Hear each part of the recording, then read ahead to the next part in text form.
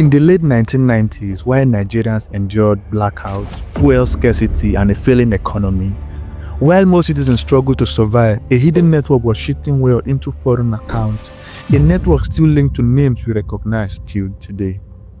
Years later, the impact remains in our economy, in our institutions, and in our memory as a nation.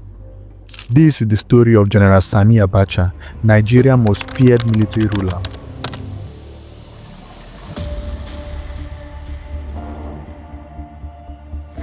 Born on September 20, 1943 in the ancient city of Kano, Sani Abacha came from a modest Kanuri Muslim family. Like many other young men of his time, he turned to the military. From the moment he graduated from military school, he proved to be a man of calculation, loyal to his superiors, yet unafraid to act with force. He became known not just as a soldier, but as a strategist, cold, direct, and decisive. By the 1980s, he was no longer just part of the system, he was shaping it. Abacha played a key role in Nigeria's most defining military coups, helping remove President Shehu in 1983, and just 2 years later, turning against his own to help unseat General Buhari in 1985. Under General Babangida, Abacha found his place, not in the background anymore, but in the center of power. He wasn't a politician, he didn't make speeches, but behind the scene, he was becoming one of the most feared and powerful men in the country. After the controversial annulment of the 1993 presidential election, widely believed to have been won by MKO Abiola, the country was thrown into political uncertainty.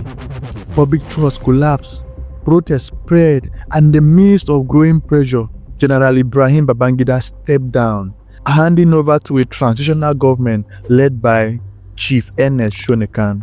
But that government was weak. It lacked legitimacy and support from the Nigerian army, and behind the scenes, one man was quietly positioning himself.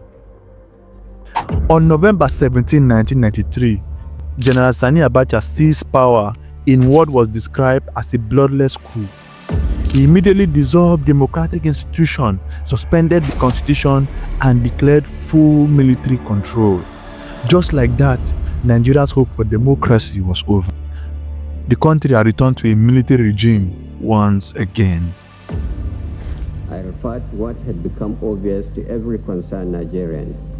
Some component parts of the nation threaten secession. We are determined to contain and control their painful effects in our people. Once in power, Abacha wasted no time tightening his grip on the country. Political parties were banned, independent voices were silenced, newspapers were shut down, and journalists lived under constant threat. Opposition leaders and pro-democracy activists were arrested, amongst them two prominent figures that included former head of state Olusegun Obasanjo and Shehu Musa Yar'Adua.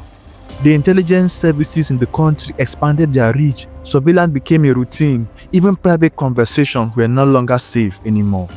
Nigeria entered a period defined by fear, where speaking out could mean detention, or worse, it was a climate of silence, suspicion, and control.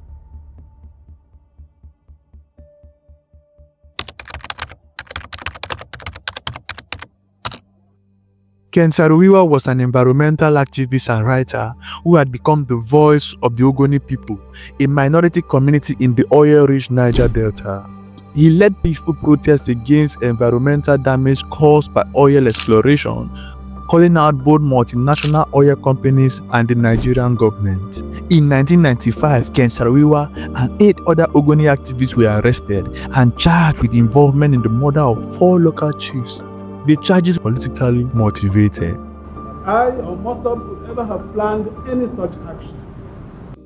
Despite international outcry and appeals from world leaders, Abacha's regime moved forward with the sentence. On November 10, 1995, the 9 men were executed by hanging. The reaction was quick. Sanctions followed immediately, and Nigeria was suspended from the Commonwealth Forum by the international community. But inside Nigeria, nothing changed. The regime did not back down, and Abacha remained firmly in control.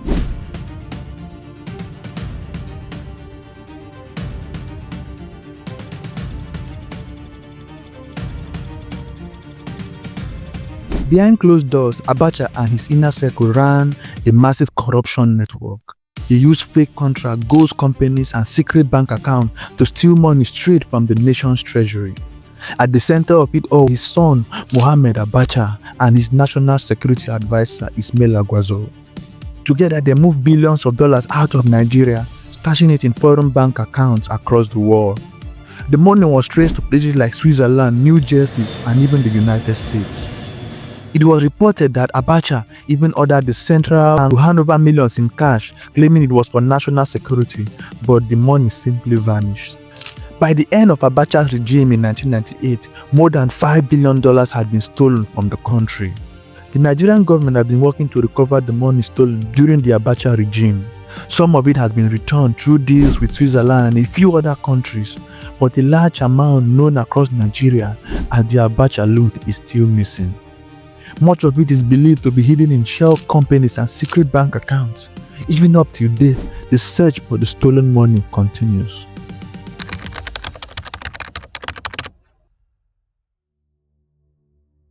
By 1998, 5 political parties had been registered in Nigeria. All of them, without exception, endorsed a single candidate, General Sani Abacha. To many Nigerians, it was not a coincidence. The party were seen as a mere extension of the Abacha regime.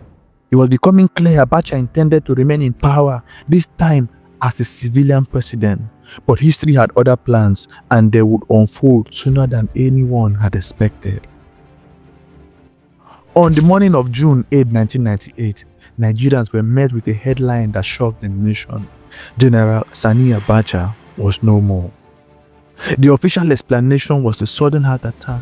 Reports claimed he had fallen ill after spending time with visitors brought into the villa. But almost immediately, rumors began to spread. Some believed he had been poisoned by foreign intelligence, by political rivals, or even by those within his inner circle. He was buried the same day in line with the Islamic tradition. There was no autopsy, no investigation, just total silence. After Abacha's sudden death in 1998, a quiet shift began. General Abdulsalami Abubakar stepped in, and with him came a breath of hope. Political prisoners were freed. Voices that had been silenced for years were finally heard again. In the twist of fate, Olusegun Obasanjo, who was jailed by Abacha himself, was elected president of the Federal Republic of Nigeria on the 29th of May 1999.